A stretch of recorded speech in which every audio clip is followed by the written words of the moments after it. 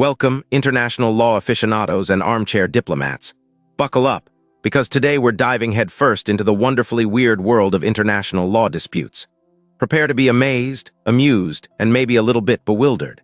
We're talking about cases so bizarre, so unexpected, they'll make you question everything you thought you knew about international relations, and possibly the sanity of some of the participants.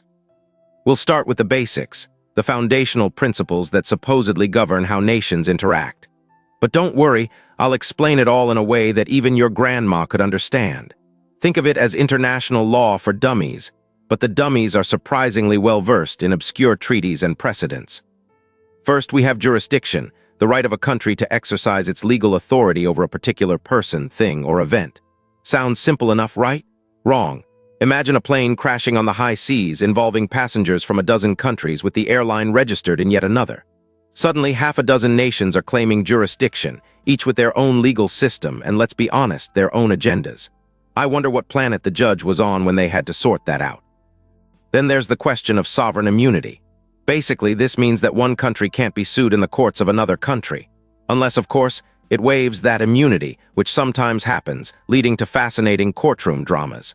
I've seen cases where a nation's entire diplomatic staff was hauled into court. And believe me, those are the kind of cases that make for gripping viewing. You'll be on the edge of your seat wondering if they'll pull out a diplomatic immunity card or not.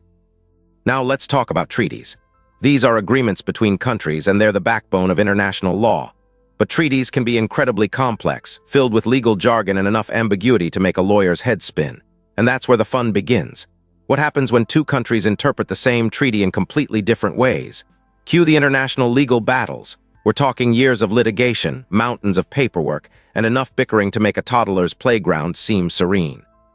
Consider the case of the fishing rights dispute between two island nations.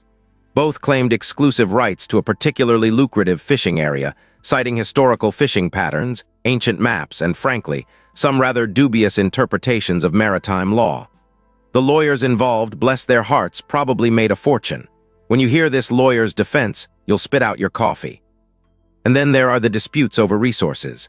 Think oil, gas, minerals, all the things that countries fight over like children squabbling over the last cookie. International law tries to establish clear rules for sharing these resources, but in reality, it often devolves into a messy free-for-all.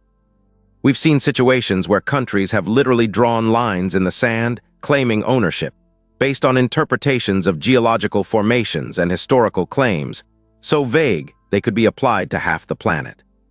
But it's not just about resources. We also have disputes over territorial boundaries, human rights violations, trade, and even cultural heritage. The range of issues that can end up in international courts is truly staggering. One case I remember involved a dispute over the ownership of a particularly prized ancient artifact. Both countries claimed it as part of their national heritage, leading to a years-long legal battle that involved historians, archaeologists, and a whole lot of political maneuvering. I tell you what, the amount of paperwork generated alone could probably build a small island. Now let's talk about the various mechanisms for resolving these disputes. We have arbitration, mediation, and of course the International Court of Justice, often called the World Court. While the ICJ has the power to make binding decisions, it's not always easy to get countries to comply. After all, nations are sovereign entities. They can pretty much do whatever they want, international law be darned. This is where the absurd and the unexpected really come into play. I've seen cases where countries simply ignore ICJ rulings, choosing to pursue their own agenda regardless of international legal consequences. And that's the thing about international law. It's a system built on cooperation but ultimately relies on the willingness of nations to play by the rules. And as we've seen, that willingness is often flexible. It's a delicate dance between power, politics, and the often ignored principles of justice. One fascinating aspect of international law disputes is the role of non-state actors. Think multinational corporations, NGOs, and even individual activists. These groups can significantly influence the course of legal battles, often bringing pressure to bear on governments and international organizations. They can lobby, protest, and even take legal action themselves, adding another layer of complexity to the already intricate web of international law. Then there's the ever-evolving nature of international law itself. New treaties are constantly being negotiated, existing ones are being reinterpreted, and new legal principles are emerging to address the challenges of a rapidly changing world.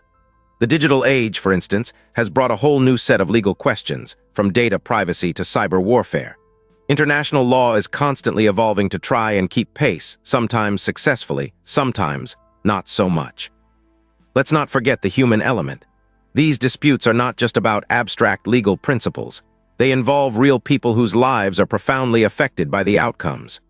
Refugees fleeing conflict, individuals seeking justice for human rights violations, businesses struggling with unfair trade practices.